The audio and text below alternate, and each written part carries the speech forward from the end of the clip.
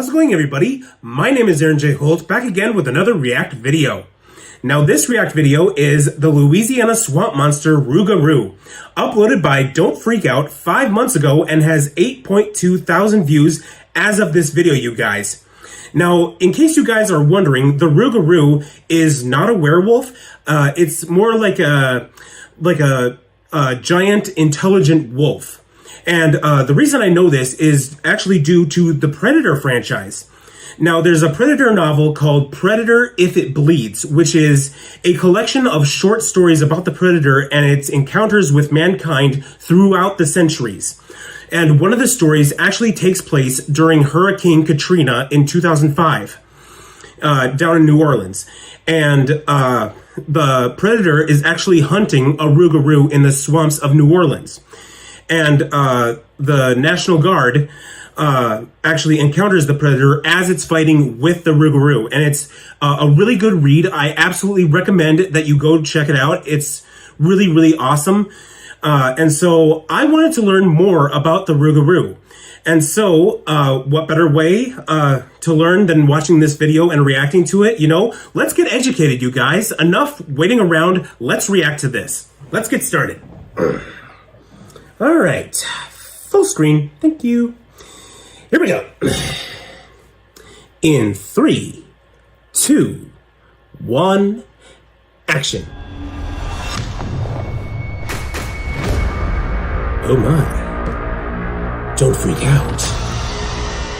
If you're in the Louisiana swamps, the Rougarou, a tall, terrifying, bloodthirsty creature, could appear before you at any moment. Oh boy. He stalks through the sugarcane fields, looking for food. When he finds something, he rips it apart, drinks its blood, and turns it into a beast from another world. Even if you don't think he's real, you might want to stay away from him just in case. Yeah. There are stories about a tribe of shape-shifting cannibals who moved deep into the woods and slowly lost touch with their humanity. A group of people who turned into something much darker, a skinwalker. People are now seeing the Rougarou again, almost 400 years after the first stories about it started to spread. Does the Rougarou still live in the southern Louisiana swamps? The truth might shock you. This video will take you through real-life encounters with the terrifying creature, the Rougarou. So without further ado, let's get into the video. Okay. When armor, swords, and jousting were common, there was much more to fear than the plague and witches. The word loup-garou, which means werewolf in French, was also used to describe a type of beast known all over the country. Back in the 1600s, loup-garou were often blamed for different crimes. It looks like that was a thing back then. Your house may have been broken into during the night, a loup-garou. Did a child vanish without a trace from the village? No doubt a loup-garou. The villagers would catch people they thought were loup-garou and then put them on trial in front of the entire village. Oh, jeez. Usually, they would find someone acting strange in the woods or village. The court would ask the public if they thought the accused was a loup-garou. Most people said yes, mainly because they didn't want to be discovered as witches or loup-garou themselves. Many people in the country feared these loup-garou, so they became stories told to children. The French Catholics said that if you didn't follow the rules of Lent for 7 years in a row, you would turn into a loup-garou. Children were also told. So basically, this turned into like the Salem witch trials. A loup-garou would come in the middle of the night and take them away. The legend of the loup-garou followed many French people who moved to Canada and the southern United States. Here are 2 allegedly true stories of people who actually met the beast.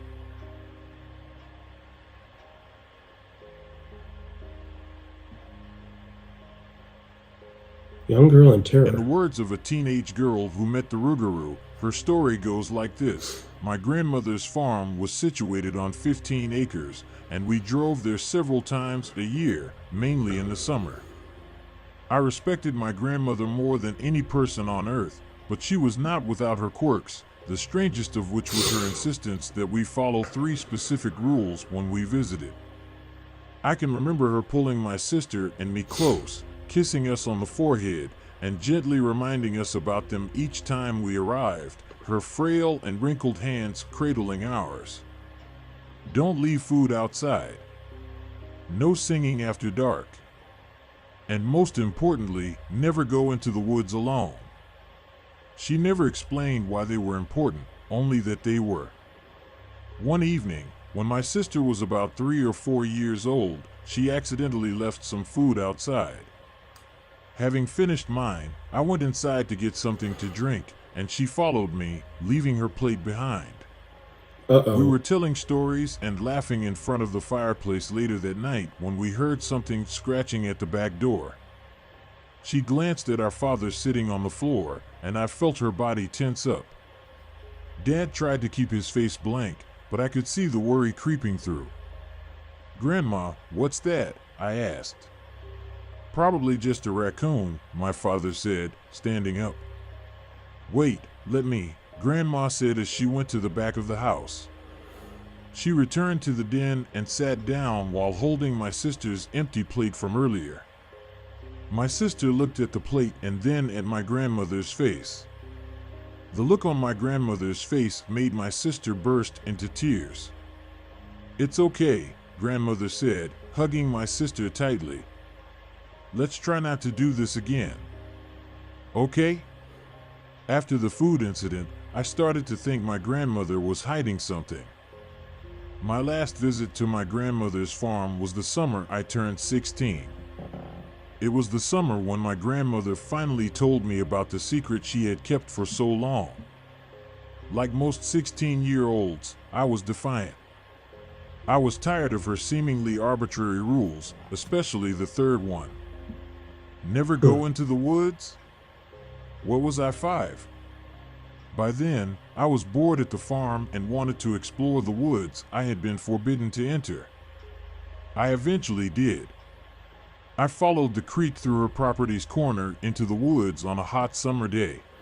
Oh boy. I took off my shoes and walked along the creek's sandy bank, listening to the water rush around sticks and stones and the birds and insects around me. When I had traveled so far into the woods that I could no longer see the tree line, I realized the woods had become eerily silent, with only the sound of the water. There was an eerie silence in the air, and it made me feel uneasy. I quickly turned around and returned to the farmhouse because I remembered my grandmother's warnings and was afraid I had been there too long. I stopped when I heard a branch crack behind me. I kept walking, afraid to look back. I heard it again after a few steps. Someone was moving through dense underbrush toward me. I slowly turned and saw what scared me to death. I saw a lumbering beast approaching through the forest. It was over 6 feet tall and mostly resembled a man, but its dark head had large, pointed ears. Despite its head being in darkness, I could see its large, yellow eyes staring at me. I stumbled backward, fell into the sandy water, then turned and ran through the woods, sprinting over rocks, pine cones, and briars. I didn't even stop to get my shoes. After slamming and locking the farmhouse's door, I ran inside to find my grandmother. She only asked, "Were you in the woods?" "I'm sorry, Grandma, I didn't know. There was a thing." I stammered, unsure of what to say. My foot was bleeding, and once she had bandaged it up, she began to tell me a story. "What you saw was the Lougarou. It's also called a Rougarou here in Louisiana. Your grandpa discovered a completely dismembered animal on one of his hunting trips. He hunted the bear he thought caused it and found its den deep in the forest. It was no bear though.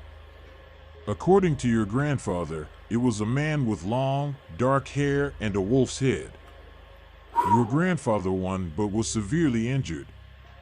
He became ill several hours after returning that night. That night, he wailed and moaned, and in the morning, his eyes had sunken into his head, and his body hair had grown long and black. He disappeared a few hours later. He probably realized what was happening and didn't want to endanger me. The thing you saw today in the woods was your grandfather. If you did manage to kill him, I'm afraid you'd end up like your grandfather. If the old stories are true, the person who kills a Rougarou will become one. Jeez. Not quite alone.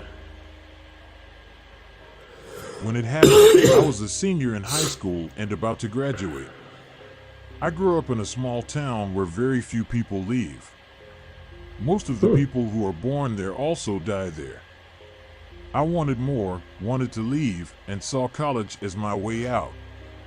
My family was upset when I got a full scholarship to a state university 3 hours away. My hard work had finally paid off, and I started spending my days dreaming of life and a future far from the simple ways of the bayou. One afternoon after school, I was relaxing in my boat as the sun went down. I was looking at the clouds, listening to the frogs croak, and daydreaming as the slow current of the bayou carried me home. I was in a daze when I heard a loud splash, which woke me up. I quickly looked at the water around the boat to see if any ripples indicated an alligator was nearby. Gators are usually harmless, but they often splash around our boats. If we leave them alone, they will, for the most part, leave us alone. This time, though, I only saw flat water. It didn't look like there were any alligators nearby. Lots of animals live in the swamp, so I started to calm down again, thinking it was probably just a snake looking for food that fell from a tree into the water. But then I heard a quick series of staccato splashes, and when I turned around, I saw what could only have been a Rougarou. The bayou's water came up to its hips, just below its waist, while the water would be up to my chest. It had hairy, long arms, and the look on its face made me want to scream. Large, soulful black eyes were tucked under hairy ears and above a flat snout with two large, yellowed canine teeth hanging crookedly out of its mouth. Before I could scream, the beast put its massive hand over my mouth and stopped me from making a sound. Then it pushed me down to the floor of my boat and used its feet to hold me there. I was scared and sure it would eat me, just like in the stories I'd heard my whole life. I'm not going to lie, I was scared to death. So much so that I peed on myself while shaking and crying. I wish I could say I fought bravely that day, but that's not what happened. I couldn't move because I was so scared and couldn't even start fighting back. I was pinned down when I heard the familiar sound of my backpack's zipper unzipping. Then I felt my weight shift as I listened to the beast inhale deeply, one long, loud sniff. Most of my belongings were then strewn about the inside of the boat, landing everywhere.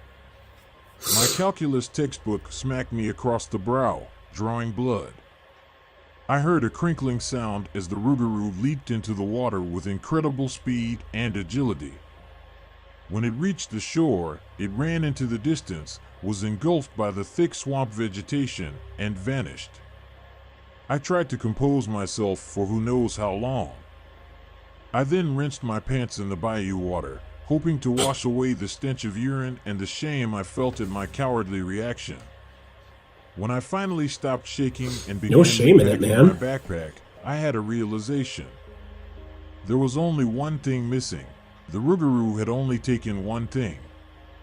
My snack had vanished. I eventually calmed down and returned home after the sun had gone down. I let my father scold me for being late, and no one noticed the cut on my brow. After that day, I gave up floating the bayou alone and never saw the Rougarou again. As planned, I graduated from high school and moved away to college. Leaving the bayou has been everything I could have hoped for and more. I go back to see my family every year around the holidays.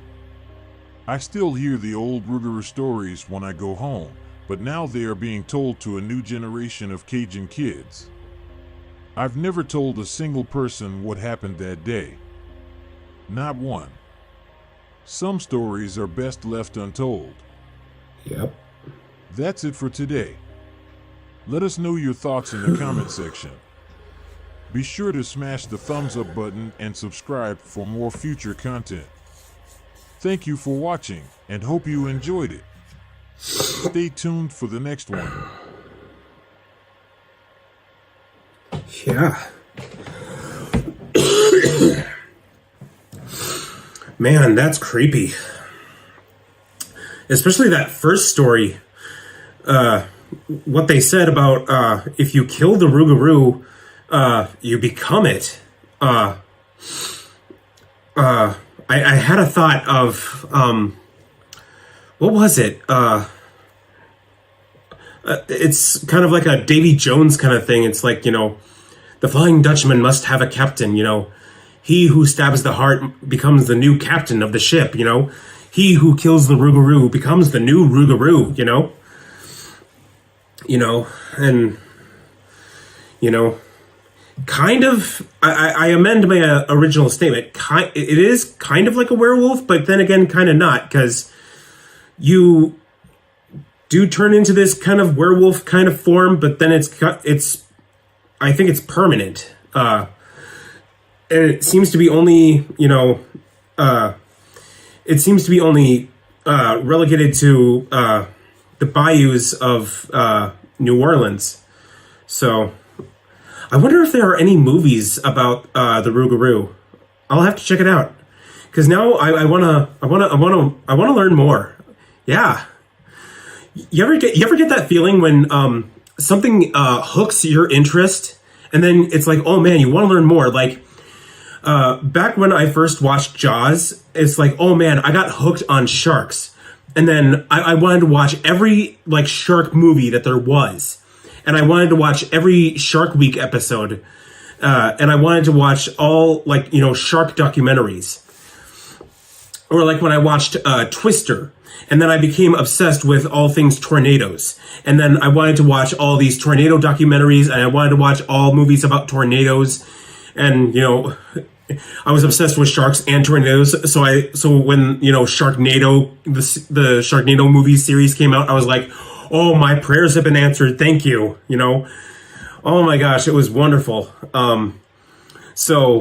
Yeah, that was wonderful. So anytime anything hooks my interest, it's like, I gotta learn more. I gotta watch more. I have to, find more that hooks my interest and satisfies my curiosity. So I'm going to see if I can find out more about the Rougarou, and I'm going to see if I can, find more that satisfies my curiosity. So, well, this has been really fun, and, oh my gosh, creep zone, And that guy, being at the hands of the Rougarou, and all it did was take his snack for the day, and it had him at its mercy, and it spared him. So, whew. What would you guys do if you came face to face with a Rougarou? Let me know down in the comments, because it's like, I'm not sure what I would do, but it's like, I don't think it's like outrunning a Rougarou would be impossible. It's like I can't remember which video it was, but it was one of the CinemaSins videos where they do the audio outtakes. It just reminds me of one of those audio outtakes. What would I do if I came face to face with a Rougarou? Well, to quote one of the audio outtakes from one of the CinemaSins videos that I saw, a man must walk across that field, put his head between his legs, and kiss his own arse.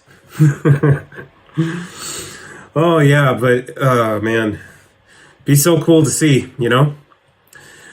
But do you guys think that Rougarous are real or not? And if you came across one, what would your reaction be? Let me know down in the comments. All right, well, that being said, I'm going to end this video here. Thank you guys so much for watching this video. If you liked it, be sure to give it a big thumbs up. Let me know down in the comments below how you think I'm doing, what other videos you want me to react to. Just remember, please keep the comments kind. Also, be sure to subscribe and ring the bell to get notified about my latest videos. Thanks again so much for watching, you guys, and I'll see you all in the next video. Roll the outro!